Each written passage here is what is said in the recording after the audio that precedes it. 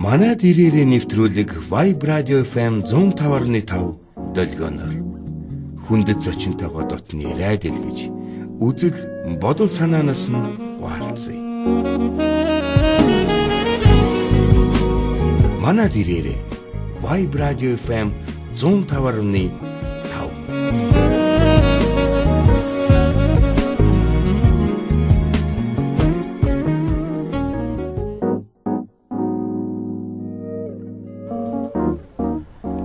Сайн бацхан уу хүмүүс сонсогчдоо та бүхэндээ энэ өдрийн мэндийг дэвшүүлье. Vibe Radio FM 105.5-ын манайд ирээрээ зочны нэвтрүүлэг маань шинэхэн нэвтрүүлгээ та бүхэндээ төлөвлөхөд бэлэн болоод байна. Манай нэвтрүүлгийг номоор төсөөлөх юм бол бид шинэ хуудас аваас эргүүлж байна. За өнөөдрийнхөө зочинг та бүхэндээ танилцуулъя. Миний бас хүндэлж явдаг хамгийн дотны найзуудын маныг манай урилгыг хүлээж аваад студид маань тухлаа суусан байна. За ингээд олноо бол Никел Гамба гэдэг одоо хочоор нь бид нар бол сайн мэдээд байгаа. Никел Гамбагийн компанийг үүсгэн байгуулагч миний эртний анд найз маань Дашнин маань хүрэлцэн ирээд байна. Сайхан өвлжж байна уу? Сонин юу байна да? За сайхан өвлжж нэвтрүүлэгт өрсөнд баярлаа. Сонин ихтэй тэгэл ажиллаа хийгээл бид нар одоо нөгөө дугуйнууд маань ерөнхийдөө өвлж зогсчдаг. Тэгээ одоо бол яг машины тоноглол дээр ажиллаад байж байна да. Дашка бид хоёр бол одоо танил болоод бас олон жил өнгөржээ. Гэтэ одоо 90-ад оноос хойш л одоо радио телевиз гэж одоо анх үүсэж байх үеэс бид нар бол найзалж үерхэж эхэлсэн юм хүмүүс байгаа. Тэгээд Гамбатайгаа энэ тэнд Дашкатайгаа энэ тэнд таарлтахаар одоо юу хийж ийн гэхээр нөгөө төмрөө ярьдаг. Урд нь бол манай Дашка бол гарамгаа сайн менежер тийм залуу байсан. Тэгээд энэ микрофоны ард бид хоёр уулзаагүй бас их удсан байх шүү те. Дашка маань одоо сошиал хуудасуудаараа Никел Гамба гэдэг нэрээр яваад идэв юм а. За би бас энэ нэрийг бас компанийн нэрийг өөрийнх нь одоо нэрийг зүүж явдаг талаар бас эхлээд яриулъя гэж утсан. Яг л хүн болгонд нэр заяагддаг, хүн болгоны нэр их чухал байдаг те.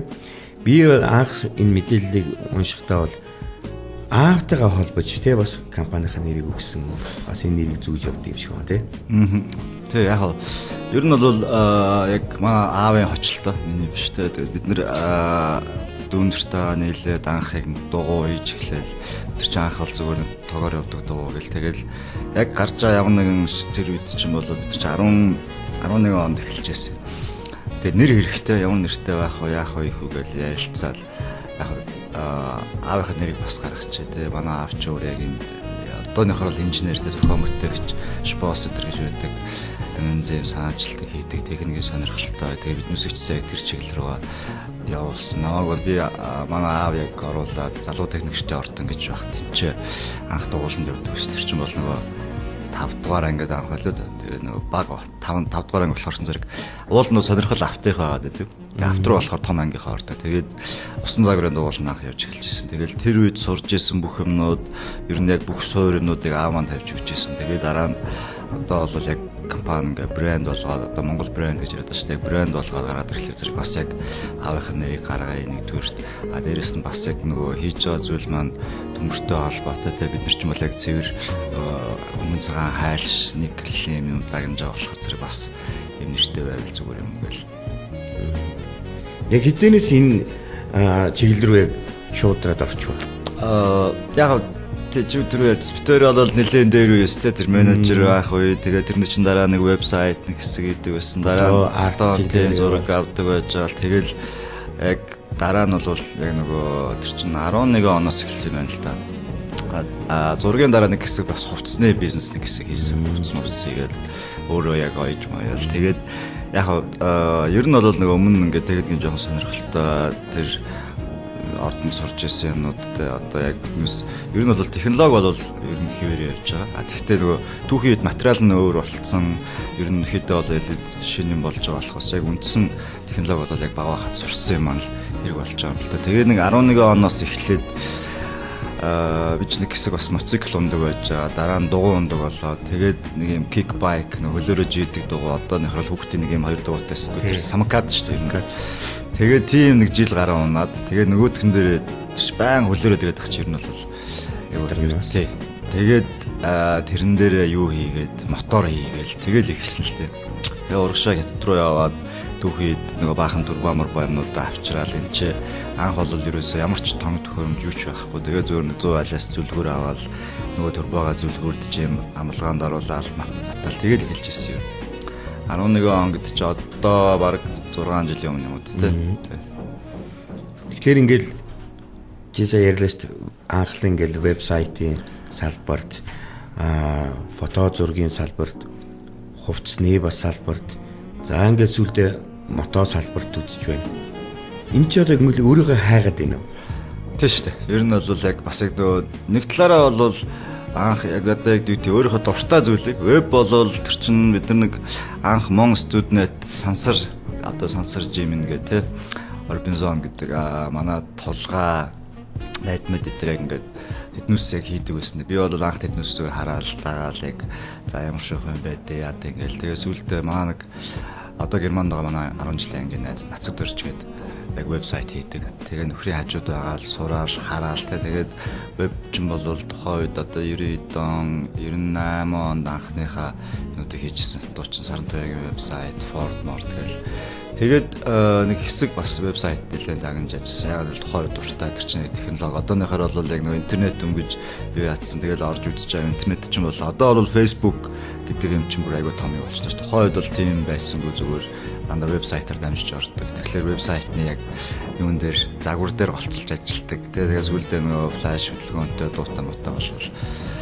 тэгээ яг тэр нөгөө хэсэг хийгээд сүүлдээ яг арай илүү өөр юм сонирхдаг болсон, зураг авдаг болсон. Дахиад нөгөө талаараа бол тэрийг одоо үед манайч нэг жижигхэн зах зээл нэг хүн бүх юм хийгээд иж болох. Би одоо жишээлбэл жилд 100 вебсайт хийжсэн 2000 онд жилүүд тэгэл бусад шинээр гарч чадалгачуд нөгөөдөл чинь орон зай эрэхтэй байдаг те. Тэгэхээр бас яг нэг хэсэг хийгээд бусад хүмүүсийг сонирхоод ирэх үед бол веб орхисон л тоо. Тэгээ дараа нэг хэсэг зураг авсан. Зураг бол бас яг сонирхолтой зураг гэдэг чинь яг нэг юм тухайн ерөөсөө нэг моментыг олж авдаг те, харуулдаг.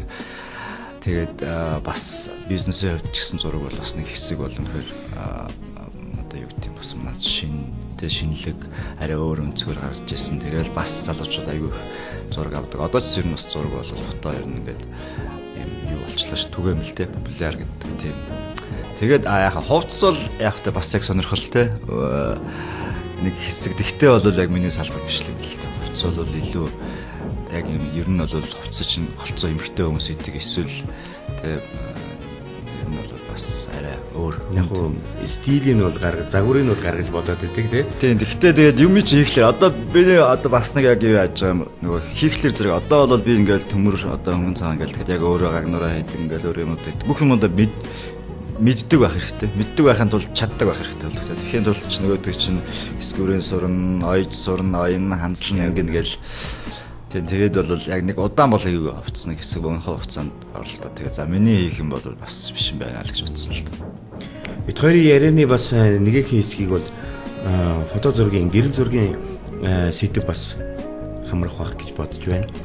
Одоо Дашкагийн маань бас донтсон, одоо вирусцсан л тийм хоббинуудын нэг л дээ тий.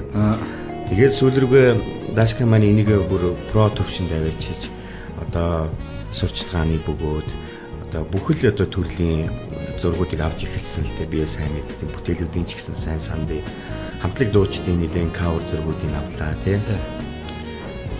Фото зургийн яг юунд нь болсон бэ?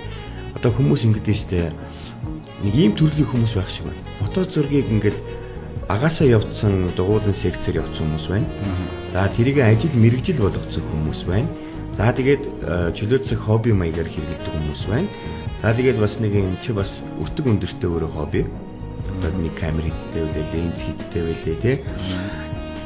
Бас нэг санхүүгийн боломжтой хүмүүсээ бас зугаа олж чадах шиг байна тий. Яг миний хувьд бол анх маа нөгөө найз Эрка тэ өндөр Эрка ондоо бид дээр одоо ч гэсэн яг ингээл бүх нэг л хамбаа гэхэд Эрка бас байж байгаа. Бид аюу олон юм дээр маш урт удаан хугацаанд хамтарч ажиллаж байгаа. Тэгээд Эрка ч яг нөгөө зургийн чиглэл юм баггүй. Ер нь бол оператор юм шүү. Тийм зураач яг тэгэл Эрка яг за яг ийм байх хэвээр ингээд ингээл би анхны ойлголт бол ер нь Эркагаас авчихсан. Тэгээд тэр үуч нөгөө дизайн хийдэг байж байгаа. Дизайн эхлэрсэн зэрэг ерөөсөө үндсэн суурь нь зураг болж тарж байгаа байхгүй. Тэгэхээр хүний авсан зурган дээр янзлаад юм хийх үү эсвэл өөрөө зураг аваад хийх үү гэдэг юм болол тэгэл за ер нь өөрөө авъя гэж анх бол нэг юм жижигхэн Sony камертай. Тэгээ яг чиний хэлдэг зүйл фото зураг гэдэг бас яг нэг талаар бол үнэтэй хобби. Тухайн үед ч одоо бид онд анх зураг авч эхэлж ирсэн нэг 2000 гараад 2000 оны хавцаа ч юм уу. Тэгээд анх бол яг маа нөгөө Бацаахан ахын камер байсан. Тэгээд Бацаахан ах камерыг аваад зураг аваад тэгээд сүүлдээ яг тэр мэрэгжлийн төвшөнд юу гэдэг бол бас яг чухал үргүүс Апо компани ч өөрөө нөгөө зураг авалт календар гэдэрт аягүй хүмүүс зарцуулдаг, аягүй анхаарал тавьдаг. Тэгээд яг маа мэрэгжлийн студ том хэмжээний мэрэгжлийн студ байгуулад тэгээд яг тэр зургийг аппарат одоо хазалтлаа тэгээд маш үнэтэй чанартай одоо өндөр 50 мегапикселтэй одоо зургийн аппарат тэгээд бүх ленз дурангууд нь авчраал. Тэгээд бид нар гоод аль сэтгүүлийн эрхлэгч тухайн амгалан зөвхөн амгалан тэгээ Эрка би даваадлам гэх маань найз модель явсан. Тэгээ бид нар яг хөсгөлд очиод нөгөө аппарат чинь амар үнэтэй аппаратууд аюу гоо юм байдаг. Бид нар хэрэгжилж чаддгүй. Каноноор аваад идэг болоод нөгөөдгөр чинь бүх юм мэрэгжлийн аппарат бол нэг ялгаатай юм. Бүх юм механик ерөөс автомат юм нэг ширхэж байна. Бүгдийг тааруулж ижил яг гой зураг авна. Тэгээ нөгөөдг нь тааруулж чаддгүй, сурдгүй, ноцолтой бол арга жил гарan болсон. Тэгээ хөвсгөл яваад тэнд очиж яг зураг аваад тэнд яг бүх юм манай хөвсгөл чинь тэгээ дээрээс нь яг зураг авахд өөрөө байгаль юмнууд нөө тэнд очиод яг ахны яг гой зургууд авч ирсэн л дээ. Тэгээ тэрнээс хойшоо бол яг тэр аппаратаар нэлээд хэсэг яг сурталчилгааны зураг тэр чиглэлээр болцоо нэг хэсэг нэлээд зураг авсан.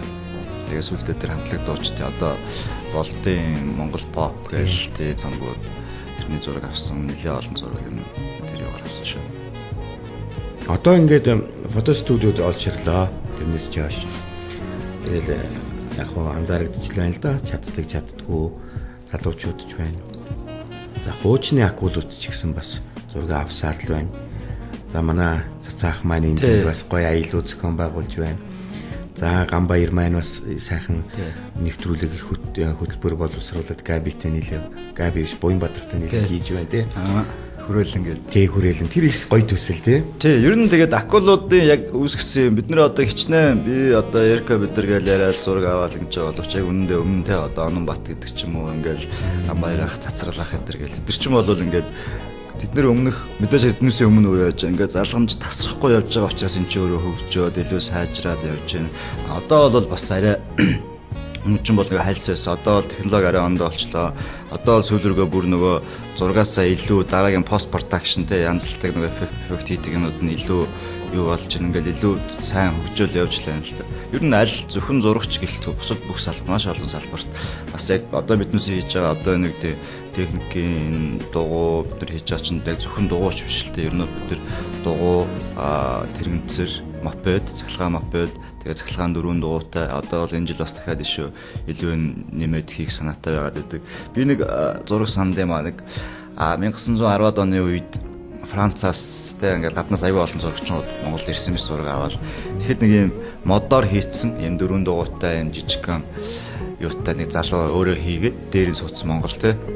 Тэгэл тэр үед хитл одоо юу гэдэг бүр өмнөх үеэс бол нөгөө хөр тэрэг мэрэг гэдэг чи явсараа 1912 он гэхэд бол манайхан бас те ингээд өөрсдөө хийгээд модоор ямарчсан явдаг тийм дугуй хийцэн байж исэн. Тэгэл тэрнээс ч хойш тасраагүй зөндөө олон юмнууд хийж исэн дунд одоо юу явж исэн одоо бүхэн гэх миний би бол аягүй сайн санд интервью стафт үзэсгэлэн болоод одоо бол ингээд бүхэн аягүй юу яаж гэнэ одоо хорогдож гэнэ мялцсан гэдэг өвчин гарч марч ингээд яриад идэг. Тэгтэл тэр бүхэнгөөс яг санаа аваад тэр бүхэнгийн үндсэн хэлбэр боош тэр нэг юм яг тэрийг дуурайлгаад хийцэн машин хийцэн шууд 80 эд онд шүү дээ. Тэгээд одоо манайх чинь тэгээд тэрнээс хойш одоо юу гэдэг нөгөө автобус гээл явж гин терлебус гээл хийж гин ингээл эн чинь ингээл ямар нэгэн байдлаар тасрахгүй залгамж халаан яваад ингээд явж байгаа учраас хөгжиж байгаа цаашаа явж байгаа бас нэг талаараа бол харьцангуй гэрэл гэгээтэй би бол ирээдүйн их айтайхан бас гоё эрэлтэй байх болов гэж төсөөлдөө шүү дээ. Тэгэл бид нар ч яг тэрний нэг хэсэг одоо юу тэрний таслахгүй дунд нь өөрсдийнхөө мэдээж хэрэг тэгээд өөрсдийнхөө чадлын хэмжээгээр боломжийн хэмжээгээр тодорхой хэмжээ нэмэр оруулах. Ер нь бидний миний бас нэг юм бодол үүдээ шүү дээ. Бидний инженерийн энэ сэтгэлгээ чинь ер нь бүгд насанд суудсан. Бидний нөгөө алдарт самкат 4 дугуйтай 3 дугуйтай хийж уруу газар хөнгөрдөг. Тэр чинь тэндээс л улбаатай биш санагдаад байна. Нэг банд болгонд нэг мотор хобби байдаг шүү дээ. Яг тэрнтэй л тэндээс л өдөөгдөл ирсэн л. Тэр модон самкатнууд бид нэр тэр лифтний шаригэнд голыг хийж байгаа л өнгөрдөг байсан. Тэр л бас сайхан дурсамжууд бас байна тий. Тийм шүү дээ. Минийх бол яг нөгөө бид нар чинь бол би яг нэг усан загварч явдаг. Тэгээд тухайн үед чинь бол ийм эфирээр ажилдаг тий моторууд аяг байдаг гэсэн юм байна. Тэгээд бүх хүүхдүүдийн завинууд тийм юу тосоор ажилдаг мотортой. Миний болохоор ганцхан цахилгаан мотортой. Тэр чинь хот 80 онд юмд. Тэгэл цахилгаан мотортой яг тухайн үедээ бол цахилгаан мотор чинь бас тийм сайнч биш хүчтэй одоо би тэр нэг тосон моторыг үүсдэг байсан. Тэгтэл яг тэр үед л яг чиний хэлж байгаа шиг тэр суур ингээл юмнууд чинь л тэнд л тавигдсан байгаа байхгүй. Тэгэл одоо бол яг цахилгаан бол арай өөр өнцгөр харагдчихлаа л да. Тэгээ фото зургийнхаа сэдвийг хоёулаа өндөрлүүлээд нэг яалтчгүй нэг асуулт босч ирээд байна л да. Гэр зургийн нурлагийн энэ том салбарын хэд хэдэн төрлүүд байдаг. Макро зураг, хөрөг зураг, за коммерчил сурчлагын зураг, байгалийн зураг гэл. Аль нь илүү өөрөө дуртай бай? Нэг л аль нь илүү чамд илүү яг минийх вэ гэж боддог. Тийм би бол угаасаа ер нь анханасаа коммерчил зураг, яг сурталчилгааны зураг те одоо юу гэдэг дэлгүүрт Макдоналдс гэл ингээл харангуут бүргэр аягаа харагддаг шүү дээ. Тэгээд яг жинхэнэ амьдрал дээр болохоор тэрээр зөрөө байж идэг. Яг сурталчилгааны зураг бол ер нь тийм яг одоо commercial худалдааны талаас бол байгаагаас нь илүү гоё болгож гаргахтай. Яг байгаа бодтой биш одоо манай цэцэрлах хэднээс бол яг юм хөрөг зурнууд яг гоё байгаагаар нь ингээл тэг хөдөөний ахуу яг юм бодтой реалистик юм байдаг. Биднээс бол арай жоохон өөр чиглэлээр сурталчилгааны одоо юу гэдэг дуучдын зураг, хамтлаг дуучдын cover фото гэдэг ч юм уу эсвэл модельүүдийн зураг гэхэд тэр хүнийг байгаагаас нь зөв жирийн хардаг өнцгөр биш арай өөр өнцгөр эсвэл арай илүү гоё болгож харагдуулах ч гэдэг юм уу. Тэр тал руугаа л яг ер нь нэлээд зураг авчлаасан л та тэр чиглэлээр.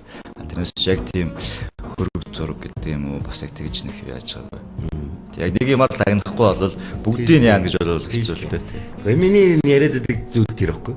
Альва орон бүтээлч өөрийгөө олж аваад өөрийнхөө мэдрэмж дотоодтойгоо ярилцчаад өөрийгөө олж авсны дараа тэрийг л төгс болгоосоо гэж бод. Тэ. Ер нь бол тий. Яг тийм шүү дээ. Тэгэхгүй биднүүсийн бас нэг одоо юу гэдэг чи өдөр бол яг ингээл адилхан нэг үе найзууд ингээл ер нь мэдчихэж шүү дээ. Биднүүсийг баг багч ч юм бол 10 жилийн боловсрал гэл ингээд бүх юмыг л монгол хэл, орос хэл, математик, уран зохиол ингээд яг штампанд орсон тийм биш юм байна. Ер нь бол нэг юм аа л яг мэдчих хэвээр байна. Нэг юм аа л яг дагнаж хэвээр. Нэг юм аа чаддаг. Тэгжиж л илүү амжилтанд хүрэх юм эсвэл тэрүүгээр мэрэгшдэг. Би бол тэгж харж байгаа. Тэгэхгүй бол ингээд тал тийш бүх юмыг хийх гээд байдаг. Биднээс ч бас нэг тулсуул тал тэр байхгүй. Өөрөө бүх юугаа ч хийдэг, энийгаа ч тэрийгаа ч ингээд бүгдийг хийх гээд байдаг. Тийм биш юм байна. Одоо бол ойлгож байгаа юм бол яг нэг юм аа л дагнах. Бид нэр одоо бол яг алюминиум те хөнгөн цагаан гэдэг энийг дагнаад яг энэний боловсруулалт манад ямар явж биднээсээ баг багч юм бол тэгж ярьдаг байсан шүү дээ. Хөнгөн цагааныг гагнах юм бол хөшөө осгоно гэл. Тэгсэн одоо бол тэр чинь ингээд зүгээр юм болчихлоо шүү. Хөнгөн цагаан гагнах бол ямар ч тийм асуудалтай хүнд биш болчихлоо л та. Нэг л гамба компани тойрсон одоо ярианда би шилжиж ормоор байна л да. Хөнгөн цагаан гэж хэллээ. За миний ойлголтоор бол хөнгөн цагаан бол тэртээ одоо зөвлөд одоо коммунизмын үе бол одоо хөнгөн цагаан төмпөн, хөнгөн цагаан данг гэр халбаг үртэй. Бид бол өргөнөөр хэрэгэлдэг байсан тийм. Гэвч одоо хөнгөн цагааны хортой гэж одоо сүрд ярьдаг боллоо тугал ахтаалгийн тийм. За тэгээд ер нь ахуй хэрэглэнээс бол шаардчихлаа шүү дээ. Тий яг ер нь бол ДНК-д өөрчлөлт оруулдаг гэдэг ч юм уу тий бас яг тийм юм байна л да. Хөнгөн цагаан ч гэхдээ өөрөө нэгдүгээр металлын чанар бол хар төмрөөс юм уу те арай өөр өнгөт металл тэгээд дулаан их дамжуулдаг. Одоо яг хөргөлтийн зориулалттай юм уу илүү хэрэгжилж байна. Одоо машины радиатор гэдэг ч юм уу те яг тэр чиглэлээр. Дээрэс нь одоо сүүлийн үед яаж нэг гэвэл дулаан дамжуулахаас гадна хүч те одоо сааруулж байгаа өөрөө хөнгөн байж байгаа. Машины тоноглолоод бол төмөр тоноглол байвал одоо юу тийм хүнд болно. Өшөө тэрэн зориулж нэмэлт амарч юм тавьд юм уу бензин хэлний мэддэг.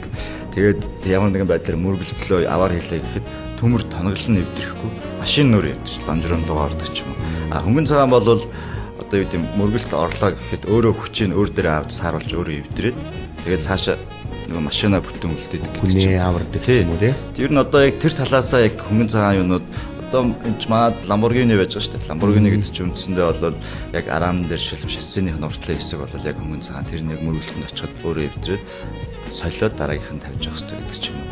Одоо Bugatti гэдэг чинь тал нь хөнгөн цагаан, алюминиум, хайлш, тэгээд цэвэр хөнгөн цагаан биш хайлш л та. Тал нь карбон. Тэгээд карбон гэдэг чинь биднээс жоохон байхад нөгөө цав хийдэг байсан шилэн даавч л байхгүй. Одоо шилэн даавны палат мөн биз дээ. Тий, шилэн даавны чи оронд нүүрсэн даав гарч ирэл карбон гаргаж ирэл өшөө илүү бат бөх шанартай болоод илүү хөнгөн болоод явж байгаа. Тэгэл илүү ер нь бол сайжрал хөнгөн цагаан ч гэсэн ялгаагүй.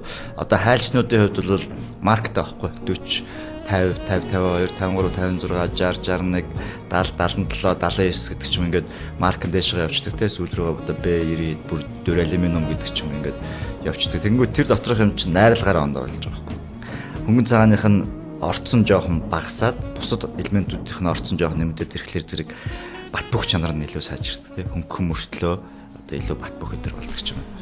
Тэр одоо дэлхийн яг хамгийн дээд оргил ус одоо дугуйн уралдаанууд одоо Tour de France ч юм уу тийм эдгээр ингээл Giro Italia ч энэ тэр профессионалуудын хэрэгэлдэг тэр дугуйнууд ингээ хараад хад ингээл мөрөн дээр өөрчлөл нэг цүнх үрээ явж байгаа юм шиг л маш хөнгөн байх юм. Тэр юу карбон ер нь одоо бол яг тийм дугуйны технологи бол яг манад бол орж ирж байгаа хятадаас ер нь маань зах зээлч бараг 90 гаруй хятадаас хамааралтай хятадаас дугуй авч байна. Ихэнх нь төмөр бол хамгийн хуучин технологи те хүнд дараагийн технологи бол хөнгөн цагаан хайлш дугуйны стандарт бол 60 61 T6 гэдэг стандарт дэлхийд баяр явж байгаа. Тэрний дараагийнх нь болохоор одоо сүүлд бол 70-тай стандарт гараад эхэлсэн зарим нэг газрууд бол мөрдөж байна. Тэгээд карбон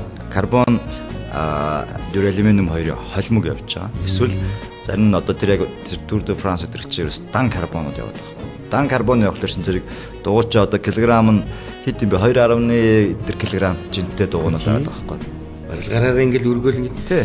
Одоо тэр том юунитийн рекламууд чинь тийм биш үү? Жохон хүүхэд ингээд өрөөсөн гараараа барьцсан. Ийм хөнгөн шүү. Тэгэл ер нь бүр Henry Ford-ийн үеэс л яг явж байгаа ямар нэгэн байдлаар явж байгаа тээврийн хэрэгсэл бол жин аль болохоор хөнгөн байх хэрэгтэй. Тэгэл Ford өдр чи ерөөсөө яаж машиныхаа арамыг хөнгөн болгох уу гэж манади болгоод ингээд технологиос сайжруулаад ирсэн. Одоо бол тэгээд тэгж явсаар хагаад 2 кг гэдгээр бараг очиж дугуй болоо. Энэ чин ингээд миний төсөөж байгаа юм би бас салбарын хүн биш болохоор буруу төсөөж хийж магадгүй л дээ. Аливаа тээврийн хэрэгсэл чинь ингээд яг өөртөө таарсан хүнд байжээж доктор сууршилтай гадны байгалийн нөлөөнд автахгүй байх ёстой юм шиг.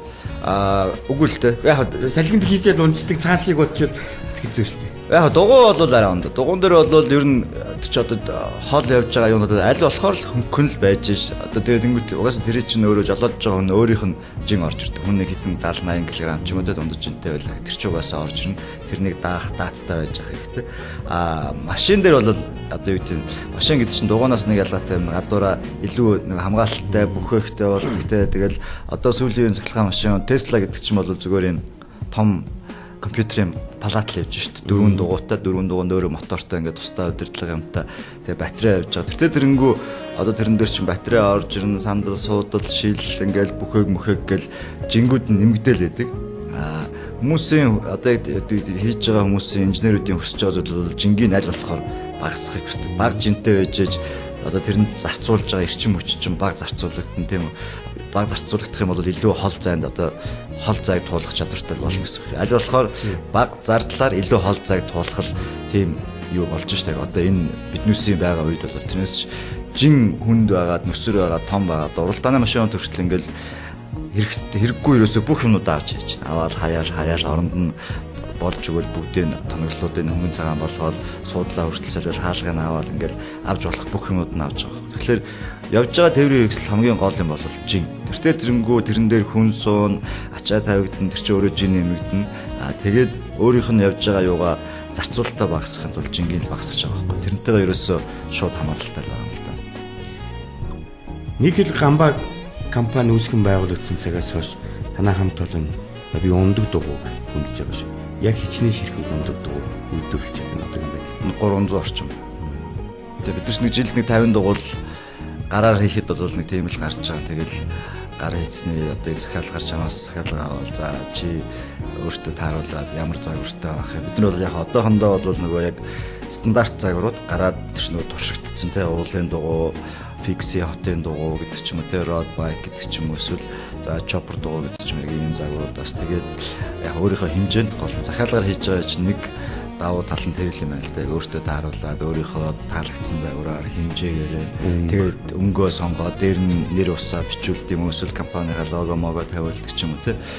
Тиймэрхүү байдлаар явж байгаа. Зөв ер нь ирээдүйдээ биднээс зорилго явж байгаа. Энэ бол цөөхөн ширхгээр гар хийцс гэдэг бол яг одоо зэрэг бас тодорхой хэмжээгээр бол хийж байгаа одоо гар урлал, гар үйлдвэрлэл гэдэг ч юм талтай орно. Гэхдээ цаашаа бол бид илүү олноор яг дамжлагын шугам үйлдвэрлэл бид чинь одоо юу гэдэнтэй өөрсдөө яг ингээд хөгжиж ивэл адилхан бус орнуудтай адилхан технологитой хэрэгтэй үйлдвэрлэл авах хэрэгтэй. Сайн ч муу ч нэг жижиг ч бай, том ч нэг үйлдвэрлэл явж идэг. Одоо сая дархны төмөрлөгийн үйлдвэр гам мөвлөг хийлээгээл тэнгуү тэнд тэр нэг талдаа бол том үйлдвэр явж байгаа. Нөгөө талдаа бол техник дагсан юм жижиг дунд үйлдвэр. Нөгөө нэгэнт түүхий хэдэн гараад ирчихэж байгаа бол тэрнийг боловсруулалт хийдэг янз бүрийн юмнууд явдаг. Тэр нь би бааз суурь нь бол бэлтгэгдсэн бэлэн байгаа гэж бодож яг л тэрийг дагнаад одоо энэ төмөрөөр дагнж юм хийдэг хүмүүс одоо байж гин төмөрийн дараагийн шатны боловсруулалт хийдэг машин механизмуудыг хийж гин ч бид нар монголчууд те. Дгүү одоо нэг юм хувцсан дээр их яригддаг л да. Тэгэл handmade гэл те. За ингээд гараараа яг дагнсан дугуй хийлээ. Ер нь үнэртгий үед цаг хугацааны үед бас жоохон их ордог байна тий захиалга үүснээс ер нь хэр хугацаанд нэг дугуй басдаг. Дугуй ер нь бол хугацаа ордог. Бид нар ч за тэгээд яг та одоо бид нар бол бас нэг яг энэ чиглэлээр дагнаад дугуй дагнаад одоо ер нь нэг заад дундч нэг хүн дугуй захиалга өглөх нэг сарын хугацаа ер нь дундчаар. Тэгээд үнийн хувьд болохоор зэрэг ер нь хамгийн том асуудал. Бид нар өөрсдөө юм хийхлээр зэрэг ер нь бид нар ч гэлтгүй Монголд ямар нэгэн байдлаар юм хийж байгаа, тэг ямар нэгэн байдлаар үйлдвэрлэл явуулах жадлж байгаа хүмүүсийн хамгийн том асуудал, хамгийн том өвчин, зүтгний өвчин бол яг үнэртгийн асуудал. Хятад ороод ирчдэг. Хятадаас дугуй тэг ингэж зах дээр юм уу нэг за нэг хитэн төгрөгийн 400-500 мянган төгрөг орчим өнө дундаж дугуй авч болохоор байдаг. Биднээс дээр ирэхлээр зэрэг бид нар одоо юу гар хийцний юм тийм одоо ингээд яаж байгаа гэдгээр нь утгаар нь уул нь бол үнэтэй байх сонирхолтой. Үнэтэй ер нь дэлхийн жишг бол тийм шүү дээ. Тэгтэл маад эсрэгээр явдаг байхгүй. Бид нар монголчууд хийж байгаа бол тэг хятадудаас бараг хямдхан хийх ёстой гэдэг тийм юмтай байдаг. Бид нар одоо бол ер нь нэг захиалгын дугуй хамгийн хямдхан нэг 440 мянган төгрөг гараар хийгээд үйлдвэрийн дугуйны үнэтэй хятад дугуйны үнэтэй адилхан үнээр зардаг. Тэгэхээр эн чинь бол бидэрт нэг талтаа бол бизнес биш болчихж байгаа байхгүй. Ашиг юм биш те бид нар яг үнэндээ бол одоо юу гэдэг handmade гар хийцний юм тийм жил үнэтэй байдаг яадаг. Яг зарим нэг хүмүүс бол өдөө жиргээ нэг ойлгоод илүү үнэтэй те одоо юу гэдэг 7-800 мянган төгрөг ч юм уу сая төгрөг ч юм уу хэлж байгаа хүмүүс байгаа. Гэхдээ тэр бол цөөхөн жилд ер нь нэг за ганц хоёр хүн л гэж хэлдэндээ бусд нь бол тэгэл та нар яахлаарэ юм үнэтэй байдیں۔ Хийж чамтхан байх хэрэгтэй юм тийм гэл одоо 9 шидийн тийм л юмуд байна л та комментууд. Тэгээ бид нар тэр төвшөнд аваачихын тулд юу гэвэл эдгээр одоо бидэрт ашиггүй ч гэсэн гараар явж байгаа. Энд чинь нэг таслахгүй байхыг хичээж юм л та. 400-500 мянган төгрөг гаргаад тэгээд хизээ ашигтай болохыг бол бид нар түрүү нэрсэн дамжлага болгоод шугам болгоод хятадтай адилхан бид нар олноор нь хийгээд үнэхээр чи 400-500 мянган төгрөг авахыг хүсэж байгаа бол бид нар дамжлагын шугамаар гарч байгаа дуу 400-500 авч болно.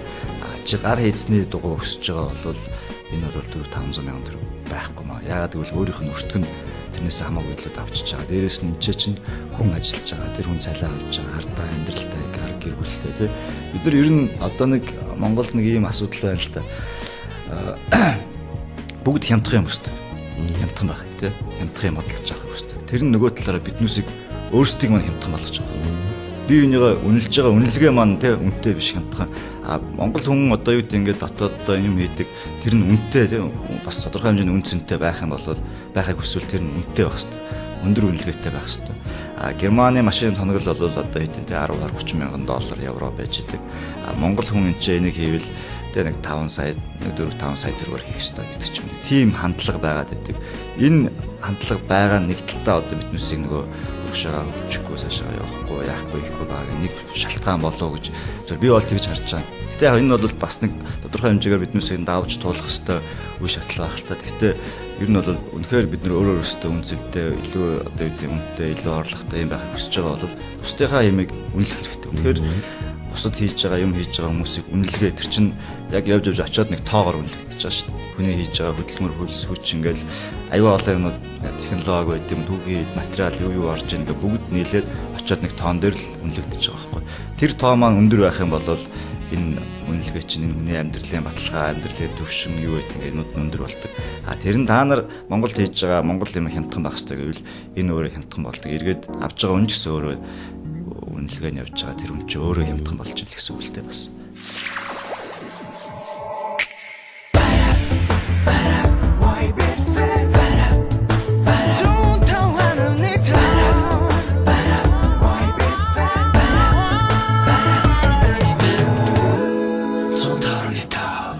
Нэг дугуй ингээд бослоо гэж бодоход тухайн дугуйнд орсон одоо материал, эдэнгүүд бүгд Монголд хийгддэг. Үгүй. Бид нар ерөөсөө яг хийж байгаа бол ер нь араам хийж байгаа. Араам гэж ярьдаг шүү дээ. Их бий. Турба бид нар турба юм уу эсвэл лист юм уу ингээл түүхийдээ хятадаас авчирч байгаа. Тэр бол манад одоохондоо хүмүүс цагаан хийхгүй байна, хайлуулж чадахгүй байна. Тэр технологи байхгүй байна. Яг тэгэл тэрний чинь одоо дараагийн шатандаа бол бид нар юу хүсэж байгааг тэрнийг хайлуулахыг хүсэж байна. Тэрний технологи судлахыг хүсэж байна. Тэрнийг илүү сайжруулахыг хүсэж байна. Одоохондоо бол бид нар бэлэн түүхийд авчираад энэ ч тэрний гэхдээ боловсруулалт хийж байгаа. Тастаад холбоо зураг гаргаад яг өөрсдөө гаргасан зургийнхаа дагуу тавиад шаблон хийгээд гагнаад яг араамаа энэ ч хийгээд тэрэн дээр угсралтын нийт ангижлах юм бид нар абууд гэдэг юм уу дугуй бакри шиг тий одоо юу гэдэг дөрөө гэдэг ч юм ингээл бус юмнууд нь бол биелийн юмнууд ашиглаж байгаа. Хөвчлэн сүүлийн үед бол бид нар Shimano-гийн тоглолтууд нэлээд хэрэгжилж байгаа. Өмнө нь бол яг хямдхан тий хятадын тоглолтууд хэрэгэлдэг байсан. Тэгэл илүү тоглолт илүү сайн илүү болохын тулд тэр чинь тийшэр дагаал нөгөө үн цэний асуудал яригддаг. Илүү жоохон арай жоохон илүү үнэтэй болдог. Тэгэхдээ илүү баталгаатай. Илүү идэлгээтэй болж байгаа. Энэ Shimano бол стандарт тогтоочлоо шүү дээ тий. Тий, ер нь бол одоо яг дэлхийд дээр бол Shimano SRAM гэж бас нэг байна тий. Ер нь үндсэн яг нөгөө commercial хоёр том юу бол гэхдээ ялангуяа Азийн юунд бол Shimano илүү төлхөө хэрэглэгдэж байна. За дугуй ойлгомжтой. За манай нэг сард 2 сарын ихээр манай нэвтрүүлэгт маань бас нэг зочин оролцсон байгаа уран бүтээлч. Тэгшээх маань нэг зүйл нууц задлсан надаа. Дашка бит хоёр ингээд нэг гоё мопед цахилгаанаар ажилтдаг нэг юм дизайн дээр ажиллаж байгаа гэсэн. Ер нь энэ орчин үеийн хотын бас нэг хотод залуучуудад нэг тренд болсон өнгө нэмдэг нэг зүйл бол цахилгаанаар ингээд ажилтдаг. Найз охиноос унталчихсан явж идэв штэ нэг тийм нэг мопедууд их таалагддیں۔ Анзаарагдаад. Одоо энэ Европын орнуудад газар нутгийг дэвсгэр нөгөө айгүй их нэгтрэлтэй тийм хотууд айгүй их харагдаад байна л да. Одоо нэг бол Япон, Солонгос тийм мопедууд их хэрэгэлдэг болсон. Энэ маань бас одоо мопедны захиалга ер нь хэр байдیں۔ Яг нэг тийм их бол биш. Манайд ч нөгөө юм соёл гэж хэлдэг шүү дээ. Дугуйны соёл гэдэг ч юм уу. Дугуйны соёл бол ер нь за дээр үед бол анх 12 онд Монгол дугуй орж ирсэн нөгөө гээл тэ тухайд бол тэгээд сүүлд нэг бид нар хятадтай харилцаа сайн байх үед 50 60-аад оны үед юм уу да нэг хэсэг аюух дугуйнд байсан. Тэгээд багасаад за тэгээд нэг одоо за 4 жилийн өмнөөс дахиад эргээд хүмүүс аюух дугуйнд болчихлоо. Ер нь 3-4 жилийн өмнөөс ингээд дугуй унж байгаа дугуйны соёл гэдэг юм уу те ингээд дугуйны замын асуудал явж чинь ингээд дугуйны замтай жуулчлаа цэцэрлэг төрөл ингээд дугуй зориулсан те хүмүүс очиж зорж дугуй ундаг газруудтай болчдөг. Тэгээд эн чинь энэ дугуйны соёл чинь яваанда дараагийнх нь шат нь юу гэвэл тэр мопед. Одоо чинь хэлж байгаа яг тэр Япон, Солонгос, Хятад, Зүүн Даз, Вьетнам энд гэдэг юм ерөөсөө битүү мопед.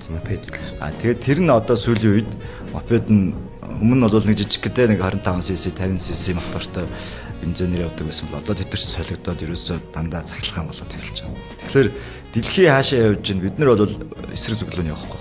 Адилхан л одоо яг дугуй бол манад бас харьцангуй сүулт ингээд битэг айгу богино хугацаанд асар хурдтай энэ бол дугуйны хэрэглээ дугуйны соёл бол нэвтэрчлээ л да.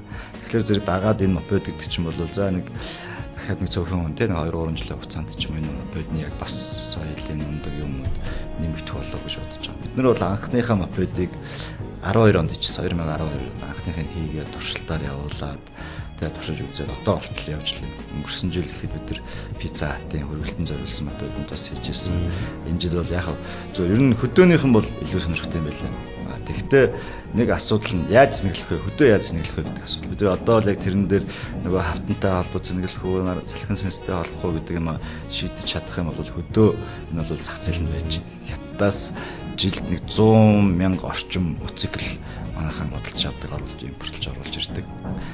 Тал нь бол татвараад үлддэг. Тал нь зүгээр сэлбэх гэж орж ирэл усраал нөгөөт нь усрахтай стандарт барихгүйс олж эвдэрдэг бас асар олон хүний амтан наснд хүрдэг. Энэ бол бас яг нэг талаараа бол улсын ер нь бол асуудал واخхой. Улсын бодлого одоо айлгүй байдлын төвшин гэдэг ч юм уу. Бид нэр зам тээврийн ослоос олж жилд хичнээн унаас сурж энэ моциклноос моциклноос олж хичнээн унаас сурж ийн гэдэг бол ер нь бол бас бодгол асуудал болцсон байж байгаа. Тэгэхээр бид нэр одоохондоо бол яг та эн чинь бид нар зүгээр жижигхэн хоббигоороо явж ийн дуртайдаа л яваад байгаа болохоос эн чинь яг бизнес болоод ашиг олоод мөнгө олоод байгаа юм ерөөсөө биш байхгүй. Бид нар энэ хизээ нэгэн цагт энэ бол цаашаа явна хүрнэ тэр төрөнгөө хүмүүс хэрэглэх юм байна гэдэг харцсан болохоор л яваад байгаа болохоос биш.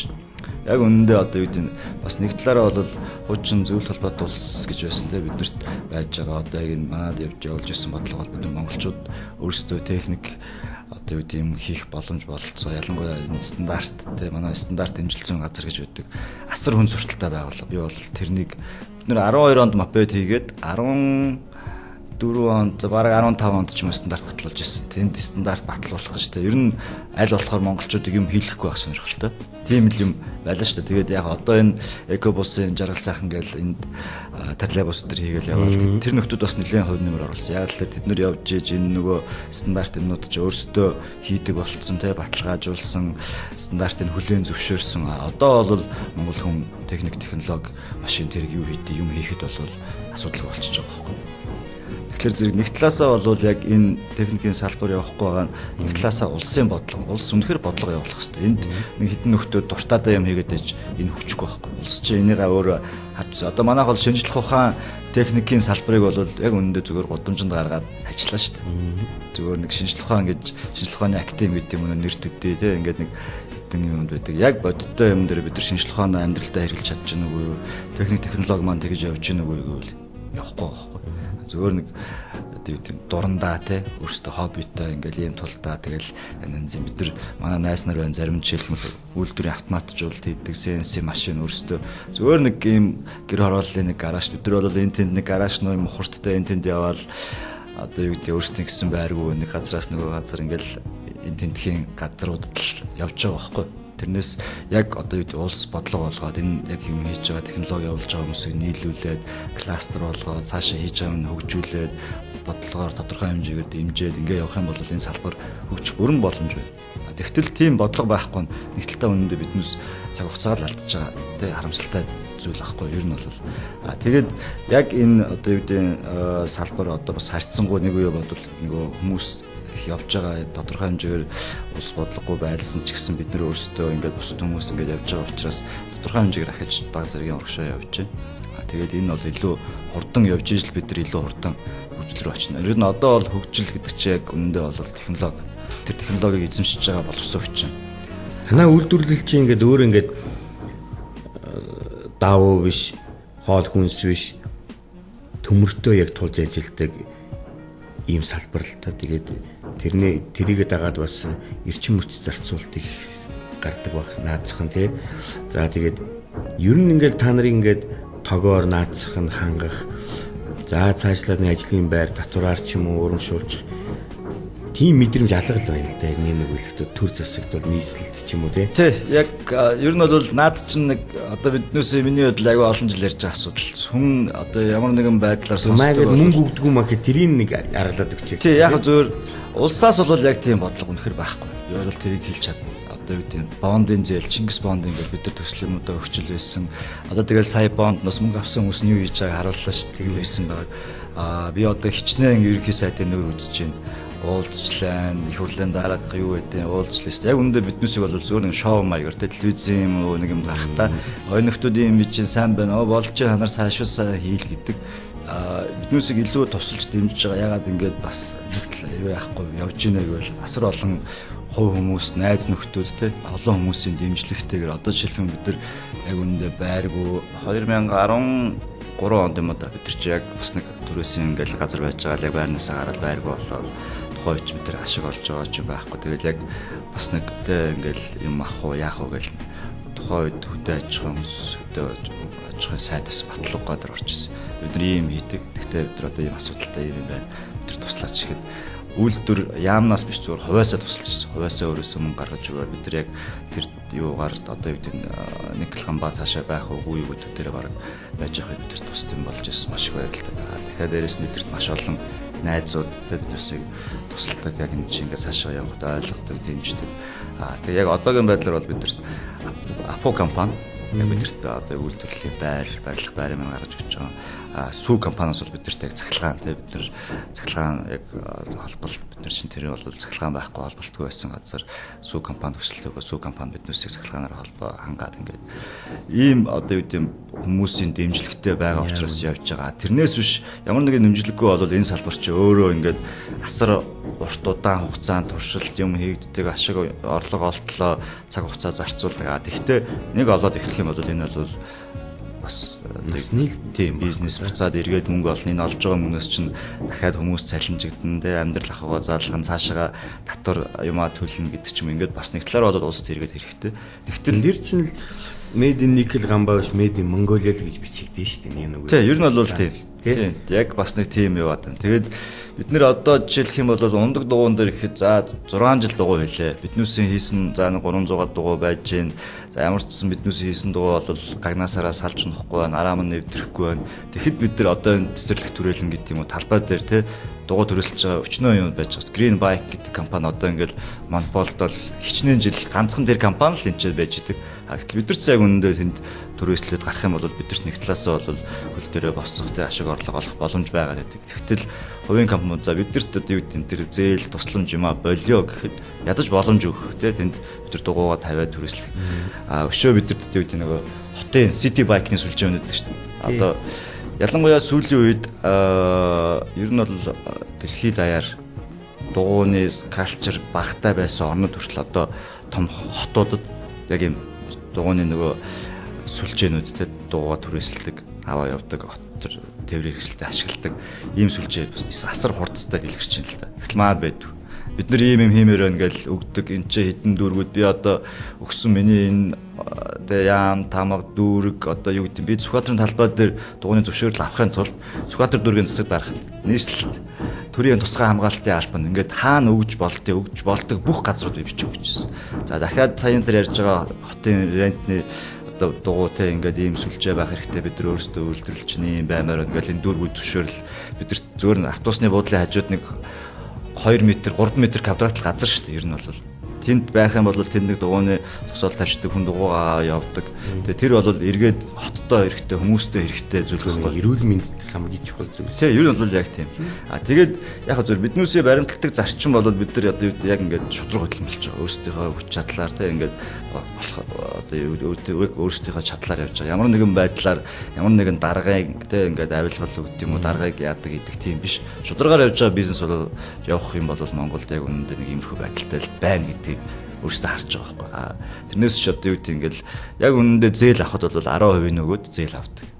10% нь бид нар өгмөр бид нар эн чин зарцуулж байгаа энд орж байгаа юм чи бид нар яг цэвэр өөрсдийн хөдөлмөрч яг талаараа заавал бид нар тэнд 10% нь хинд өгөх юм. Чи одоо зээл авсан одоо юу ямар нэгэн байдлаар улсаас тэр бага хөвтөө зээл авч байгаа 10% нөгж ижил зээл авдаг. Тэр бол ингээд жишг хинч тэрнийг ил ярихгүй. Гэхдээ тэр бол жишг болцсон. Чи ямар нэгэн ажил явуулахад ерөөсөн Монголд яг л тийм л шүү дээ. Ямар нэгэн ажил явуулахад заавал авилгал өгчөж, ямар нэгэн дарахт нэг хэдэн дөрөв өгчөж авдаг чиний ажил бүтдэг. Өгөхгүй бол чи яах вэ бол над шиг л байна. Би яг үнэхээр шударгаар би хинт ч хизээч нэг төр өгч байгаа. Яг шударгаар явж байгаа. Тэгэхдээ тэглээгээд энэ биднээсээ өөрсдөө ингээд баримталж байгаа явж байгаа юм а хазаахгүйгээр яг одоо юу гэдэг хүн болгон л харж шин. Тэрнээс тэгж өгдөг, авдаг, авилгал яадаг идэг бол аль дээр манай хот нэг талаараа бол тэгж яваад манай хот өдөөд одоо дугуйны сүлжээтэй болчих боломжтой байсан ч гэж магадгүй. Бас нэг талаараа бол тийм одоо юу гэдэг тийм шүү дээ. Одоо ер нь л дэлхийн том мегаполисууд ер нь тэгэл эргэл дугуйн руугаа мордож штэ авто тээврийн хэрэгслээсээ эдгээрт экологийн асуудлыг хүндж байна. Заандаж одоо иргэдийнхаа эрүүл мэндэд анхаарч штэ. Ер нь Азийн энэ орнууд ингээд урт насалдаг чинь бас л дугуйтай холбоотой штэ. Тийм хөдөлгөөн. Тэгвэл Япон, нэгөл Солонгос тийм. Ер нь бол дэлхийд дээр хамгийн урт насалдаг хүмүүс чинь дээрх дурдсан орнууд ч тий. Вьетнам гэл тий. Тэр нь бол бүхэл бүтэн бүр автомашинаас илүү их нөгөө мопед ундагдаг онууд л маярхсан байдаг шүү дээ. Тий. Яг бид нар бас энэ цөөхөн монголчуудаа бас ингэж эрүүл сарвал байлгаж болохгүй гэж тий. Тэр эрүүл сарвал амьдралд нь бидэнд юу хэрэгтэй гэвэл нэг л амьдралын зөв бишилгээл одоо би тийм юм ярмааргүй. Өөр ундаг дугуй ятгатаа нэг тэр богинохон хугацаанд чинь 100 намар 2 унах юм байна шүү дээ. Хэлэхэд бол тий. Тий яг ер нь бол одоо би бол сая бол дугуйтай ирсэн тий. Тэгээд өөрсдөө хийж байгаа учраас бид нар бол өвөл зөнгөө ундаг. Өвөл дугуй унах боломж бол бидэрт байна. Гэхдээ яг тэр бол нэг хүмүүсийн хандлага байхгүй. Одоо 10 жилийн өмнө юм уу 6-7 жилийн өмнө юм уу биднүүсийг анх эхэлж хахад хүн болгон та нар дугуй хийж ямар хэрэгтэй юм бэ? Хятадас дугуй авчираад зарлаа. Наа дугуй чи хэн унах юм бэ гэдэгс. Одоо бол тэрийг ундаг болцсон. Дээрээс нь хүмүүс их өнөд ирэхлээр зэрэг замтай болцсон тий. Их тийм том сүлжээтэй биш ч гэсэн тодорхой хэмжээний нэг жижиг ногоон юмуд чинь асамаас бидэрт яг хэрэгтэй үлдсэн юм бол тэр миний хувьд бол тэр ногоон юм зам дугууны зам бол яг тэр одоо яг дугуунд явж байгаа хүмүүс тасар хэрэгтэй байна. Тэгээд улирал нь бол яг ер нь нэг 4 сараас за нэг 10 сар хүртэл унж болж байна. Жилийн хагас дугуй унж болж байна. Тэгэхээр зэрэг яг нэгэнт эн чинь бол нэг талаараа нөгөө чиний яг хэлж байгаагаар хүмүүсийн эрүүл мэнд хөдөлгөөн хөдөлгөөнөд харгалт маргалт гэдэг ч юм уу тэ нөлөөтэй. Нөгөө талдаа бол утаа. Одоо ингээл бүгд утаа гэж яриад байгаа тий. Тэгтэл нэг юм нэг том жиптэй нэг ганцхан хүн суудсан төгжрэл яваал байдаг зогсоол төгжрэл утаа гараал байдаг. Тэрэнд орол дугуйтай явах юм бол нэгдүгээрт утаа байхгүй, хоёрдугаарт төгжрөхгүй, гуравдугаар цаг хугацаагаа хэмнэн тий. Тэгээд дээрэс нь одоо бид нар эдийн засгийн хувьд гэдэг юм уу бензин, нефтний хувьд бол бүтэн хараат гаднаас хараат байж шээ. Тэгэхээр жилийн ядаж хагасч ч гэсэн бидний тээврийн нийтийн тээврийн асуудлыг дуугаар шийдэж болж байна. Тэр дэрнгүү одоо нэг талаараа бол биш шүү дээ. Тий. Мэдээлэхэд. Азигээс Б-цэг рүү явахад нэг хэдэн минут л зарцуулдаг шүү дээ. Тий. Нэгдүгээр ороллоос Нарантуул зах хүртэл нэг 10 минут л дугаарж ийн л дээ. Ер нь бол тэгэхээр нэг талтаа бол одоо юу гэдэг бас жилийн нэг хагас хугацаанд энэ тээврийн хэрэгслийг энэ чинь тээврийн хэрэгслэж үзэхгүй байгаа байхгүй бас яг нэг талтаа. Одоо дугууны хамгийн том асуудал юу вэ гэвэл яг замтай болчлоо бас хүмүүс харьцангуй яадаг боллоо. Хамгийн том асуудал нь хууль эрхцэн орчинд.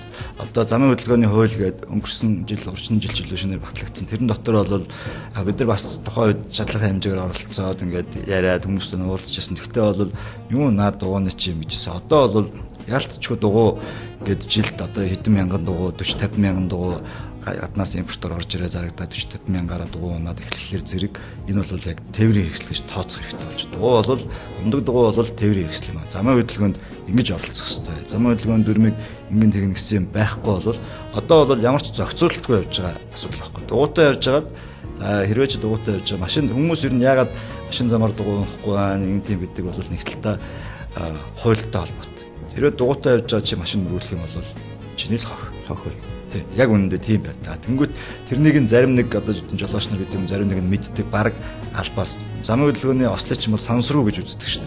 Тэгтэл албаар шахуу баг те дугуйтай хүнийг мөргөж унгадаг, шахдаг одоо ямар нэгэн байдлаар юу те гэмтэл бэртэл учруулдаг ийм асуудлуудад би бол яг үнэндээ бүр шүүхний шатанд хүртэл явж байсан. Аль ч шатанд авч хэлцдэг байхгүй. Прокурор дээр тэр хэрэгсэхгүй болно. Яа нэ цагдаа дээр очин цагдаа нар за ер нь тоож үзэхгүй дээ. Тэгэхээр энэ талтаа одоо бол бид нар дараагийн тавигдах юм юу вэ гэвэл энд дугууны холбоотой хууль эрх зүйн тэр оруулахад ядаж заалтад ядаж хотын хэмжээнд засаг дарга нь өөрчлөлт оруулалт юм уу яа ямар нэгэн байдлаар энийг авч үзэхгүй бол одоо өмнө нь бол биднээс чинь ингээл тоохгүй тий ингээл игнордол өнгөрдөг байсан л одоо бол яалч харахгүй болохгүй. Яагаад гэвэл энэ дугууны одоо анх нөгөө дугууны парад гэж болж ирсэн дээ залуучдын холбоо нийслэл хамтраад хийдэг байсан. Анх бол нэг 200 орчим хүн байд ирдэг дугуйтаа ирдэг байсан. Одоо бол энэ чинь ингээд мянгаараа ирдэг боллоо шүү дээ. Хэдэн мянгаараа болж одоо энэ жил бол бүр хичнээн олон мянгач болох юм. Тэгтэл ийм байж байгаа бол энийг заавал анхаарч үзэх хэрэгтэй. Энэний болохгүй асуудал нь юу вэ? За зам нь ийм байж байгаа юм, зам нэмж хийх хэрэгтэй юм байна гэдэг ч юм уу. Дараа нь хууль эрх зүйн орчинд энэ ийм явж байгаа юм байна. Энийг шийдэх хэрэгтэй байна гэдэг.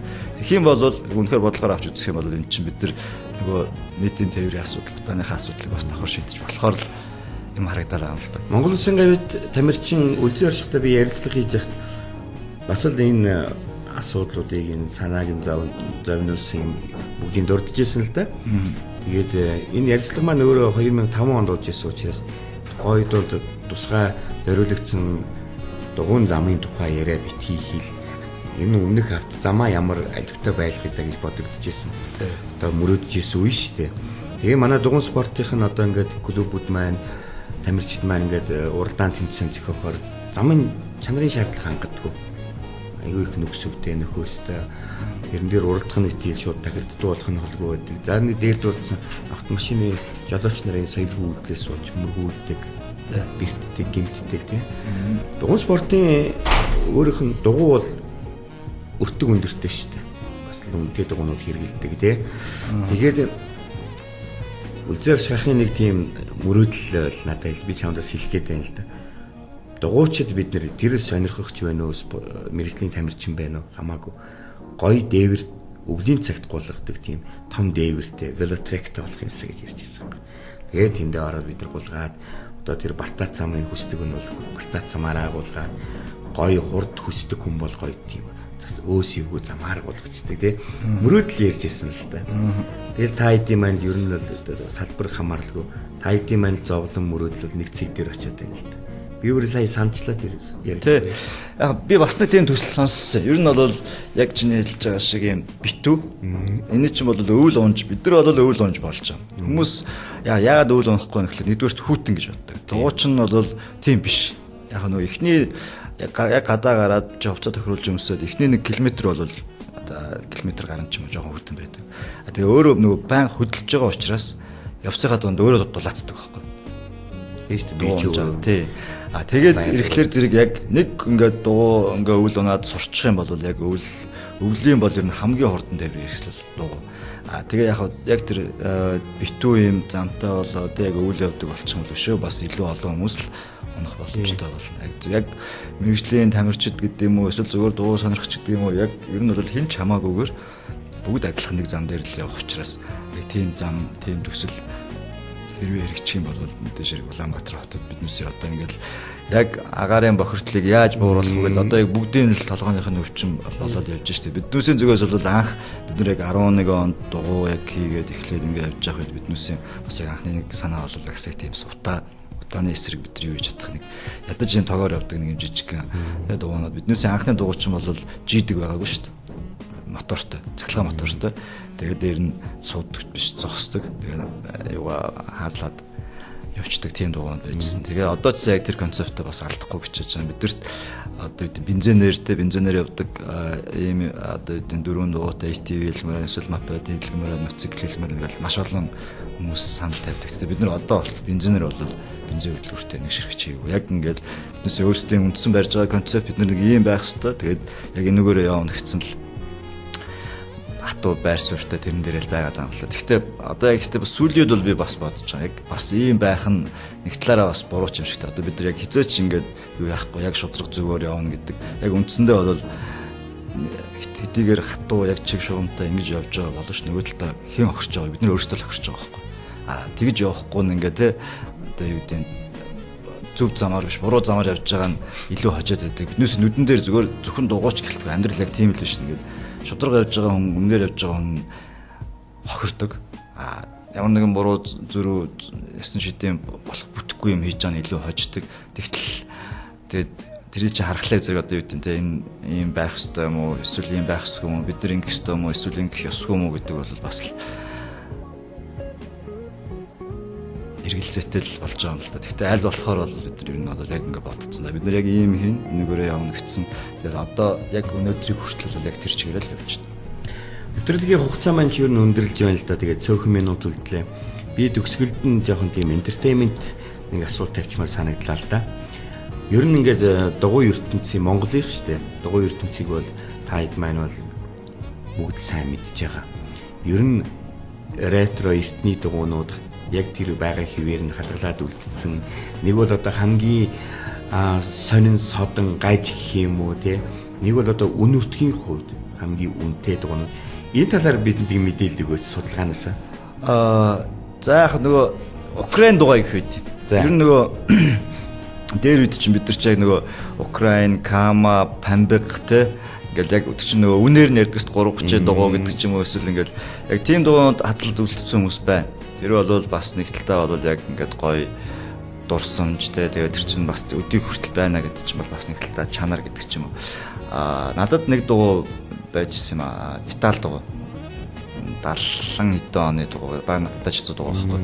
Тэгээд яг үнэхээр чанартай ингээд гар хийснээ тэгээд тоног нь Shimano-гийн тоногтой тэр чи одоо хэдэн жил болж байгаа тоногтой тэр чигээрээ байж идэг. Тэгээ одоо болтол тэрийг би нэг дүүдээ өгсөн одоо болтол унжлаа. Яг дугуй нь бакришг нь хагардаг, бакришг нь мууддаг, тэрийг солидог өөр бус юм яг тэр чигээрээ байж идэг. Тэгэхээр яг одоо юу гэдэг чанартай хийсэн юм дугуй одоо Япон дугуй гэдэг юм уу те. Миний мэдхээр би ер нь бол яг сүүлийн үед одоо бидний үйлдвэрлэл дээр шүү дээ, технологи дээр шүү дээ. Ер нь Япончуудын юмнуудыг илүү их ашиглаж байгаа, илүү их судалж төлөхөө хэрэглэж байгаа те. Ер нь бидэрт хамгийн ойрхон технологи авч болохоор бол Япончууд байгаа байхгүй. Тэгээд Япон дугуйд бол яг нэг юм классик одоо өвөө манерын дугуй гэдэг шүү дээ. Японд очсон хүн болгон баг ундаг нэг юм сакстай тэгээ нэг юм эмхтэй арамтай дугуй. Тэр бол яг юм ер нь баг төгс дугуй. Гэхдээ нэг сул тал нь нөгөө хүнд төмрөөр хийцэн болохоор зэрэг жоохон хүнд байдаг. Тэрнээс биш бус талаар бол хүн унахад эвтэйхэн тэгээ урдаа сакстай хана ачаатай тэгээд харанхуй болох юм бол нэг юм сигнал биш аюутай жанаантай гэрэл асчин тэгээ сигнал тохио тоормос юу ер нь байх хэвээр бүх юмуд байждаг. Илүү ч юмгүй дутуу ч юмгүй яг тийм.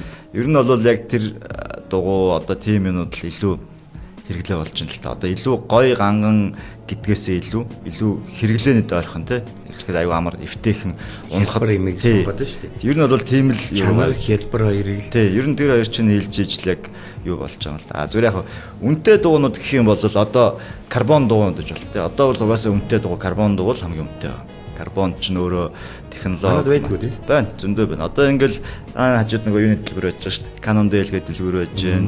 Тэр урд Trek гэдэг дэлгүүр байж гэн. Natella-гийн дэлгүүр байж гэн. Одоо ч бол Alton гэдэг байж гэн. Тий. Одоо нэг үе бодвол айгүй олон юмнууд дугуйны дэлгүүрүүд Merida гэж байж гэн. Тий. Одоо ер нь яг үндсэн энэ 5 дэлгүүр бол яг нэг гаднаас брендээр орж ирж байгаа дугуйнууд байж байгаа. Дээрээс нь Нарантуул зах дээр байж гэн. Тий. Хар өрийн зах гэдэг юм уу ингээл Драгон төв гэдэг ч юм ингээд гадуур нөгөө хороол мороол гэл энэ тэнд аюух зардаг юм байна л та. Тэгээ дугуйны юу чинь одоо энэ бол нэг талаасаа бизнес бол нэлээд том зах зээл нь ч том орчин одоо янз янзын судалгаа ond ер нь нэг жилд нэг 40-оос за нэг 80 орчим мянган ширхэг дугуй борлуулагдаж байна гэсэн судалгаа бол байна. Энд ч тэгэхээр хэрэглээ нэгд бий болчлоо хүмүүс дугуйнаад эхэлчлээ. Тэгээ нэгэнт энэ бол моцикл дугуй гэдэг чинь бол машиныг бол гүйцэхгүй ч гэсэн машин бол одоо маад хичнээн 100 мянган машин байж байна те.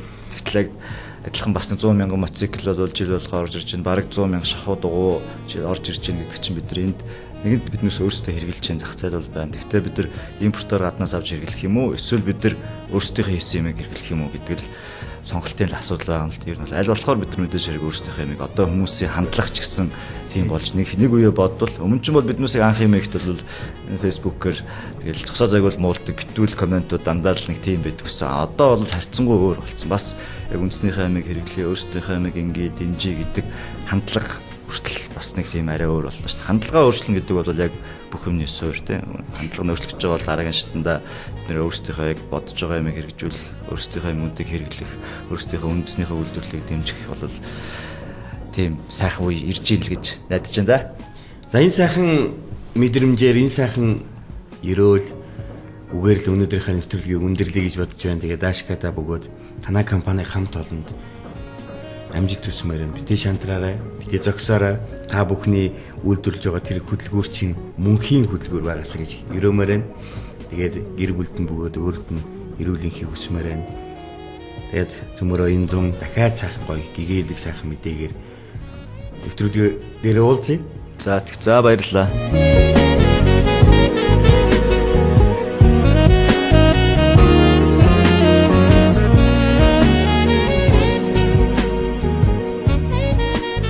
Манай дээрээ нэвтрүүлэг Vibe Radio FM 105.5 долгионоор хүндэт зочинтойгоо дотны яриад илгэж үзэл бодол санаанаас нь хуалцъя.